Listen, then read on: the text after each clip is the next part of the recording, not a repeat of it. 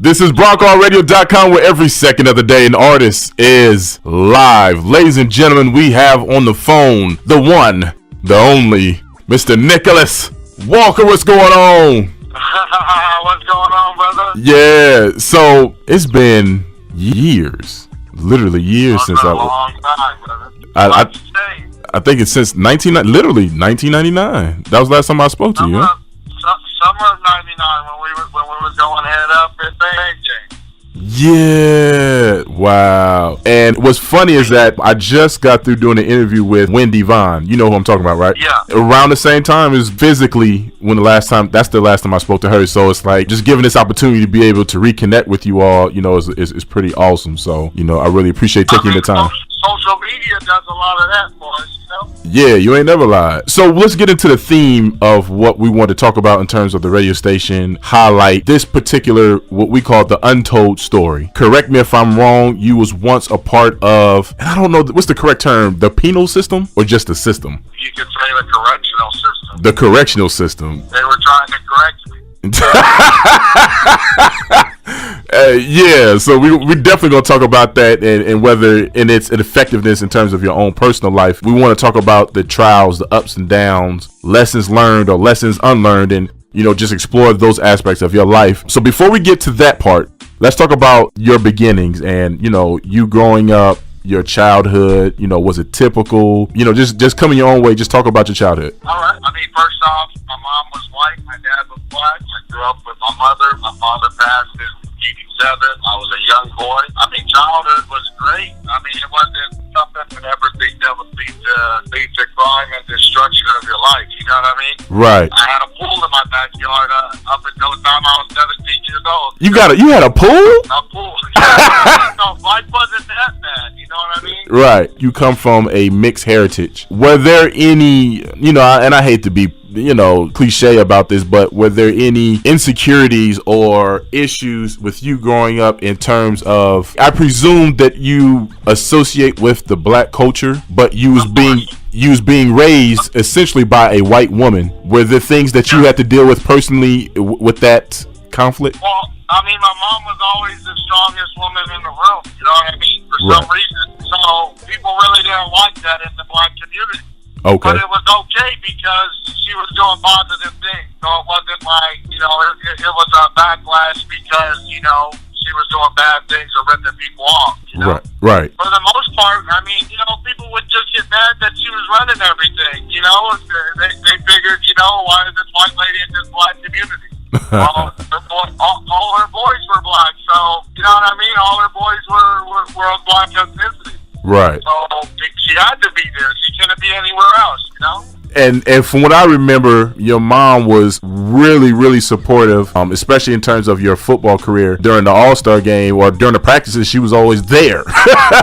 Matter of fact, didn't she have a role in that? Yeah. Well, she ran the game next to Brownfield. Okay. And she was a jump starter of everything. He was just the name behind everything, you know? Okay. So your mom really was the boss. Yeah, she was. Now, we keep using the term was. Did she pass away? She passed away in 2010. Yeah. And when did you end up getting locked up for the first time? My first time was 2001. Oh, man. So way before. And so, of course, my question would have been, how did that part affect you in terms of going in or coming out? And I still want to ask that, but let me go ahead and jump back to 2001. Relatively, you had a normal childhood, other than the fact that you grew up in a mixed heritage, which to me is not really, especially in California, you know, everybody to me is mixed out there.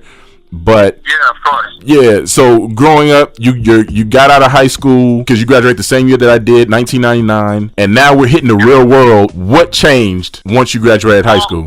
Well, I actually, you know, in high school, I was always the guy that kind of eater. You know what I mean? I would get good grades, but I would be the kid that would be a class clown. You know? Right. So I always had that side in me for some reason where everybody thought I was that good kid, but then I always messed up for some reason. It just happened. I don't know why. I can't explain it, but it was just like out of nowhere I'd mess up. I'd get suspended from school or whatnot. You know? Right. After I left high school, I went to college, man, and I went to college at Carthage College in Kenosha, Wisconsin. Okay. And out there out there, I got to experience what being white would be. You know what I mean? Right. First day. One summer I came back, it was a whole different ball game as an adult.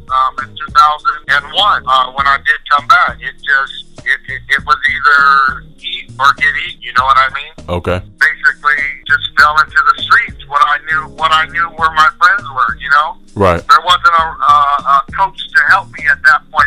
You know what I mean? Right. There wasn't someone to drive me to succeed anymore. It was more or less trying to pay my bills and figure out the rest later, you know? So, and I actually been to Kenosha, Wisconsin. At that time, I was truck driving, so I've been through there a couple of times. Really cold during the winter. Oh, yeah, of course. Yeah. So, if you don't mind speaking real quick, what happened with that first year of college? Basically, I got kicked out for taunting other students, basically. I was a real big prankster.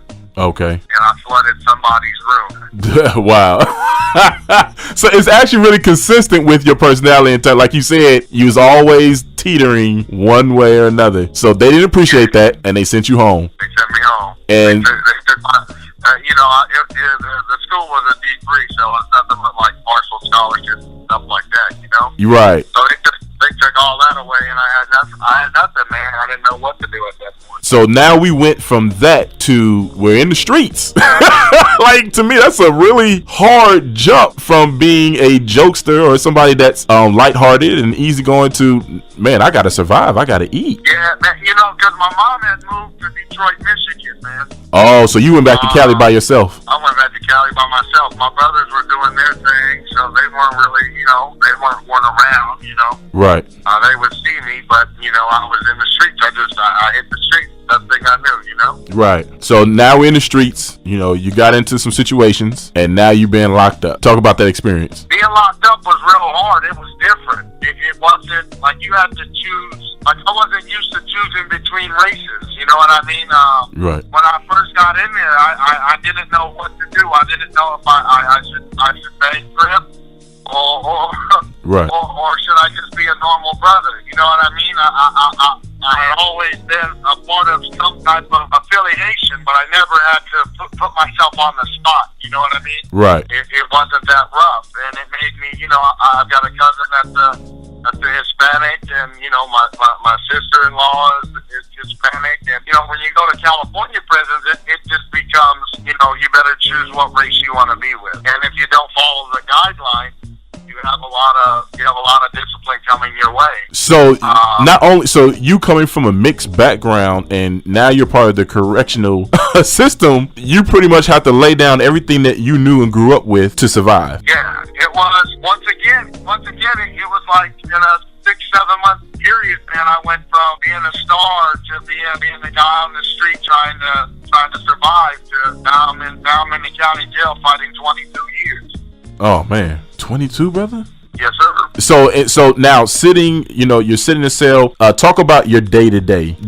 Talk about the routine and what was the hardest part about the routine. All right. Basically, you sleep as much as possible. You might try to work out. You might try to get on the telephone. I mean, telephone calls in there are $10-15 a beat. Oh man. You know what I mean? So if you make let's just say 5 of those a week.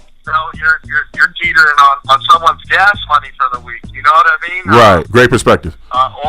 Or a bill, so you try to stay away from the phone. You try to write as many letters. You probably wake up in the morning, as I would, and eat breakfast. Try to get on the phone before everybody gets to work, or they feed you at 4:30 in the morning. Okay. And, try to get on the phone just before people get to work, because, that's when they're going to be available at home, Right. Write some letters, read a book, try to go to your services, whatever religion you might be. I was Muslim. Okay. So, I tried to go to Ramadan and ashes and things like that, man. But in there, you either choose a side and ends up following you everywhere you go, Right. As far as day-to-day routine, you might be in a cell with just a couple brothers, and you might have to make a knife that day. You know what I mean? It might go down. it might go down when you go to chow or when you go to church or something, you know. Now, in all honesty, and I understand that there's still rules to the game in terms of how much you can talk about and things like that, but as much as you can explain, is that really a place? And brother, I'm coming from a very sincere place when I say this. I do not see a man less of a man if he does not want to engage, or that's not the place to be. You know how people, especially rappers, they really like to big up their time. Even Lil' Kim, I think she rapped in a couple of her lyrics, she did a year in because she doesn't snitch and things of that nature. While you was there, after you got out, is that an experience where you like, yeah, I made it through, I'm that dude, there's some stripes there? Well, I mean, being that you are who you are, I mean, being a gang member and things like that. Right. I mean, it does hold a little bit of weight amongst those people. Right. But let's be honest. When you leave the jail, it's the real world. Right. And last thing you want to do is bring prison mentality to the street. Now, when I say that, you don't want to, in prison, you're watching your back every day, man. Right. This guy's gonna kill you. I'll be honest with you, man. I've been to prison 16 times. I've got 2 California state numbers that I discharged both of them in an 8-year period. You know what I mean? So It isn't nice in there, man. It's where people want to kill you. You got Mexicans, white. You got people that legitimately hate black people. You know what I mean? Right. Or vice versa. You got blacks that might hate white people. You got Asians that might hate Mexicans. You know what I mean? With the passion, and they want to kill them any chance they get. These things legitimately do happen. Who did you end up associating with? What's that? Who did you end up associating with? I was a Crip. I was a black gang member. Okay. And I think that, let me not suppose. Was that hard for you? Because I'm assuming going in, there really wasn't a separation in terms of race, but now you're going against something who your mother essentially was. Yep. It's hectic, man, when you're used to communicating with people on an adult level, it all becomes out the door because they no longer say hi to you. They no longer say good morning to you. You know what I mean? It becomes a transition that you're shocked, man. Now, from a personality standpoint, fundamentally, like I said, you was a lighthearted guy, like to have fun, even pull pranks. But now, could you still carry that same temperament and personality in prison? And has prison changed that out of you? No. You can't pull pranks. You can't joke around. We're not in the playground. You know what I mean? Right. So it's kind of like this. You're acting, and you either have to pull out the correct script or you're going to get fired from the job. And I mean, basically, you're going to get hurt in prison when you get fired from the job. Great analogy. Wow. You have to put on a different face. Right. Even when you see your folks at visiting or something, it's still a different face. It's not the genuine face that they know. Right. I'll just give you an example. My mom used to call me Nikki, and never in a day would anybody in prison call me Nikki. You know what I mean? Right. It's too much of a feminine name. You know what I mean? But mom can call me that all day long. Yeah. So you essentially there's a life outside and there's a life inside, and that life you cannot. So it seems like what you're communicating is that there can't be any vulnerabilities on the inside because somebody's looking for that. At all. The weak will get eaten, man. If you show any weakness, they're gonna eat you, man. You're gonna get all your commissary taken, things like that. You're gonna have a really hard time in prison. The last thing you want to do is be doing time in prison and have it be hard. Understood. Things like that. When you show weakness, people beat you up. They steal your stuff. They don't care who you are. They make your people give them money. Things like that. It legitimately dog eat dog. If you don't act right, you're gonna get got. So I have 2 more questions, and I know my time is running short with you. Was there a time in prison that you could speak of where you had to get down in order to protect yourself or protect your right to be in prison? Excuse the analogy. And then after prison, what was the hardest thing for you to adjust to? There's an infamous letter that was sent to Sheriff Lee Baca in 2005. And the letter basically stated that Mexicans did not want to be in cells with black people. Okay. At that point, it became apparent that as a black man, we aren't right. And The whole county system went on, and people died. I mean, there were knives longer than your legs that were being put in people. Oh man. You know what I mean? Like, legitimately, I fought for my life a couple times during that period. You know what I mean? Oh man. Well, I didn't know what was going to happen. You know? Yeah. That was probably the experience I'll always keep with me, as far as you don't ever want to be there doing this. You know? Yeah. I didn't sign up to go to war. You know what I mean? I just did a crime. You know? Right. But that was probably the hardest time of my life, where I didn't know what was going to happen, if I was going to come home alive or dead. So you fast forward, you're out of prison. What was the hardest thing for you to adjust to? I would say more or less getting employed. Talk about that. It's a struggle. I mean, in prison, I went into prison with very few tattoos. I'd say about 5 tattoos. Yeah. You know, in an 8-year period, I got tattoos on my neck. I got tattoos on my hands, on both my forearms, my legs, my stomach, my chest, and behind my ears, I've got naked women. You know what I mean? It was a choice I made, but it also hindered me in the same time where I couldn't find work. Okay. You know, people look at you different, and then if you tell somebody, I just got out of prison, they don't want to deal with you either. Right. For some reason, you might have all kinds of degrees. We're not Martha Stewart. We can't cook any. Right. We can't cook. Yeah. But the job aspect was probably the biggest. Thank God I'm a strong man, and I got a little bit of gift of gab. I run a telemarketing company. I'm really successful at what I do. I'm a sought after entity in the telemarketing community. So I mean, it just worked, man. If it was easier to get out and get work, I probably wouldn't have been back and forth in an 8 year span. And I'm actually so grateful that you understood your talent and you've been working and exercising it, up until this point. One more question, because I forgot to touch this. When your mother passed away, I'm assuming you was on the inside? No, I was out, but I had a brother that was on the inside. So if you can just kind of touch that experience and how that affected you during that time. Well, I'll give you the experience. I was at fire camp in 2008, and my mother passed away for 1 minute and 43 seconds. Where they couldn't get her heart to start back up or anything. And that was a heart-wrenching experience. All I could do is do my salat and ask God to just save her till I come home. Right. Being that I was a baby, that's all I knew. That's the only father and mother figure I knew. Right. Grandparents weren't really there in my life like that. They were there, but they weren't the driving force.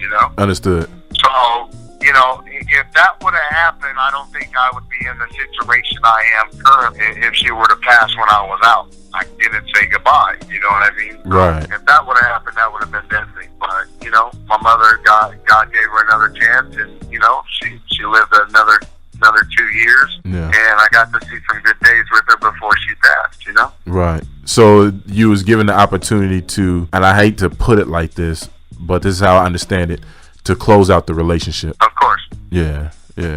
So, brother, I have actually so many more questions, because you're opening up other aspects that before this interview I was like, oh man, I didn't even consider that. But I know you gotta get to work, and I don't want to hold you up too much. So I really appreciate you taking this time out, and giving me this little insight. So thank you, brother. I appreciate this. No problem.